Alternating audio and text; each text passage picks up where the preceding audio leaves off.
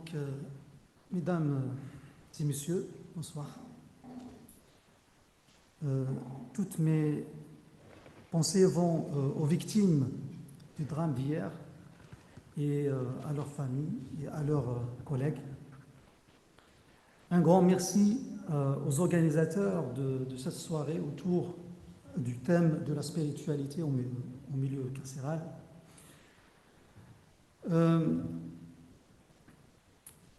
Je suis honoré de participer à cette discussion inédite.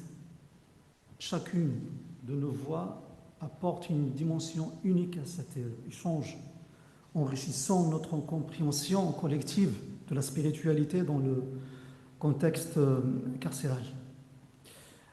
Pour commencer, moi je vais faire autrement, on va dire. Pour commencer mon intervention, permettez-moi de vous offrir un aperçu rapide de l'aumônerie musulmane dans les prisons françaises. Cette introduction nous permettra d'avoir une idée plus claire sur le cadre dans lequel nous proposons nos services spirituels. Donc, commençons par l'histoire de l'aumônerie musulmane qui a débuté relativement récemment par rapport, si on la compare aux autres aumôneries. On peut distinguer trois périodes dans son évolution. Avant les années 1980, des années 1980 aux années 2000 et des années 2000 jusqu'aux nos jours. Donc, avant les années 1980, l'aumônerie musulmane était pratiquement inexistante. De 1980 à 2005, bien qu'un petit nombre d'aumôniers était présent, il n'existait ni cadre, ni coordination entre eux. Les musulmans étaient dispersés et peu informés de ce service, tandis que ceux qui en avaient connaissance le percevaient souvent comme réservé aux chrétiens et aux juifs. Pendant cette période, les détenus musulmans avaient le droit de pratiquer leur culte en groupe, en prison, ce qui est actuellement interdit. Au cours des années 2000, la situation commence à évoluer. L'administration pénitentiaire s'engage dans une politique de rattrapage, se traduisant par une augmentation du nombre d'aumôniers musulmans. Cette progression est favorisée par la création d'une aumônerie nationale en 2005, rendue possible par la mise en place du Conseil français du culte musulman, CFCM, en 2003. Depuis lors, le nombre d'aumôniers n'a cessé d'augmenter, atteignant actuellement plus de 300 aumôniers en France. Rapidement, je vais vous parler des fondements de l'aumônerie musulmane. Une fois qu'il est agréé, l'aumônier entame immédiatement l'exécution des tâches et responsabilités qui lui sont assignées. En d'autres termes, il se voit confier une mission spécifique. Le modèle de l'aumônier musulman repose sur ses valeurs religieuses qu'il cherche à transmettre aux détenus de manière appropriée, tout en veillant à ce qu'ils adoptent dans leur comportement.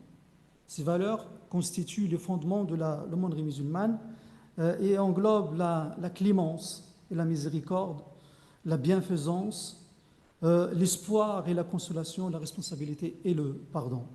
Vite fait, la clémence et la miséricorde sont des vertus essentielles que l'on retrouve dans les textes sacrés du Saint-Coran ainsi que dans les paroles du prophète. La bienfaisance est un principe fondamental en islam, comme le stipule le verset 90 de la sourate 16 du Coran. Dieu ordonne l'équité et la bienfaisance, espoir et consolation. Face au désespoir, l'aumônier intervient pour offrir le réconfort et l'espoir. Il utilise des discussions ouvertes, un soutien empathique et une écoute active pour aider les détenus à envisager un nouveau départ. Cette approche permet aux détenus de de comprendre que malgré les erreurs commises, il n'est jamais trop tard pour entamer une nouvelle phase de leur vie. La responsabilité, ce principe souligne l'importance de la responsabilité individuelle, rappelant que chaque personne doit assumer ses propres actes afin de pouvoir les surmonter. Enfin, le pardon. Donc le Coran présente à plusieurs reprises Dieu comme le pardonneur, soulignant avec insistance que le pardon est préférable à la punition. Un hadith qudsi nous transmet un principe fondamental dans lequel Dieu dit « Ma miséricorde domine ma colère ». Cela nous rappelle que Dieu pardonne tout, mais que son pardon engage aussi la responsabilité du fautif. C'est une opportunité pour celui qui a commis une faute de retrouver la bonté inhérente à sa nature originale. Et sur le terrain, c'est la dernière partie de cette intervention. Dans la dernière partie, je souhaite partager avec vous notre pratique sur le terrain dans le milieu carcéral.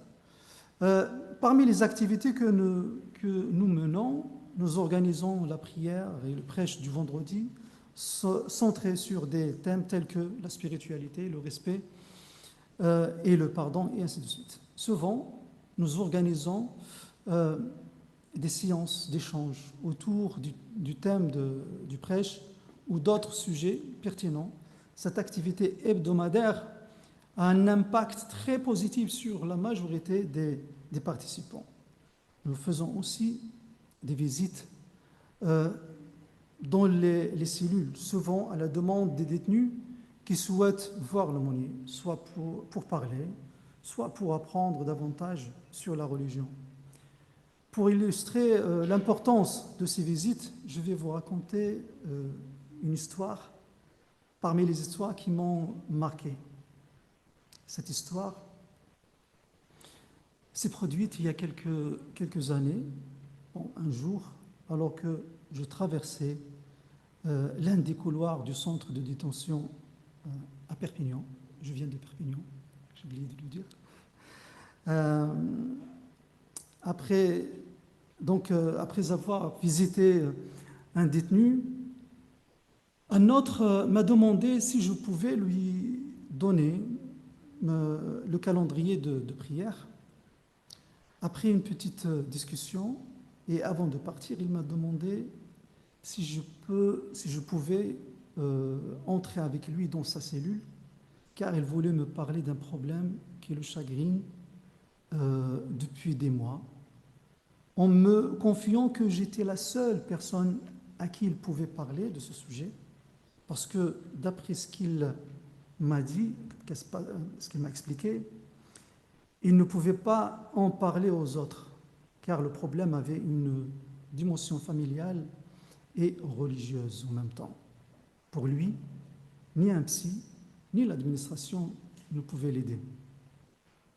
Je suis resté avec lui dans sa cellule. Après l'avoir écouté, nous avons abordé son problème sous différents angles, y compris religieux, bien sûr.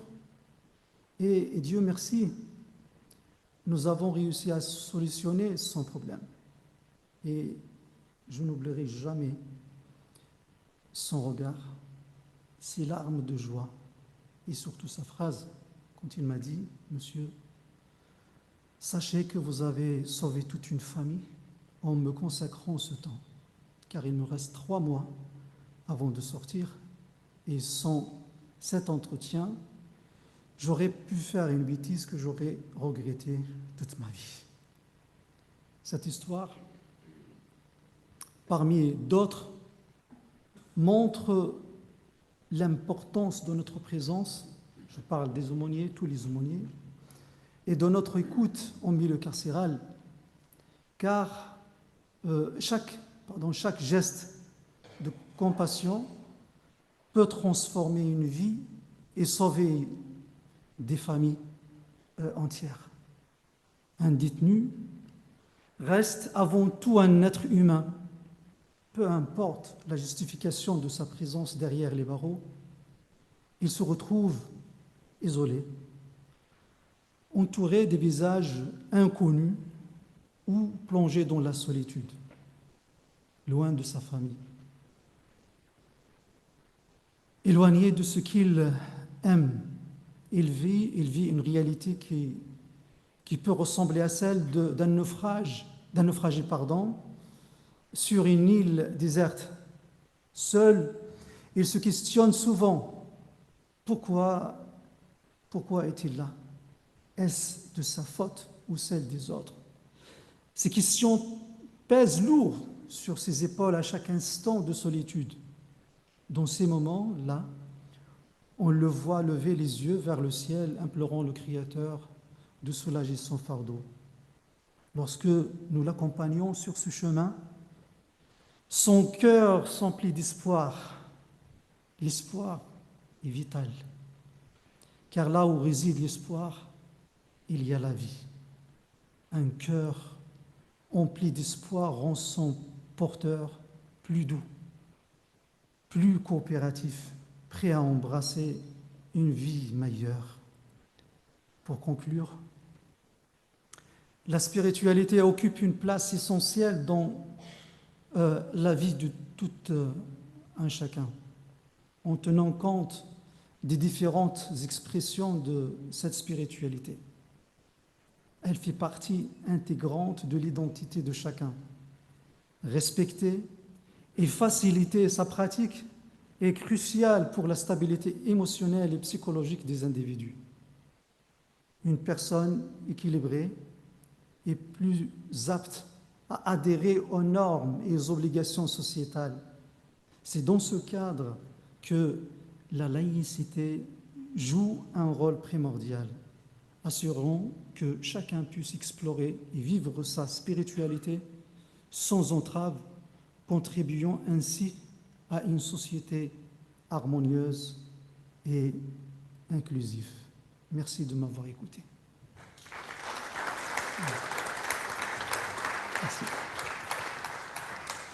Merci Khalid Kardadi. C'était un très joli morceau, très belle explication et avec de jolis slides. Donc merci beaucoup. C'était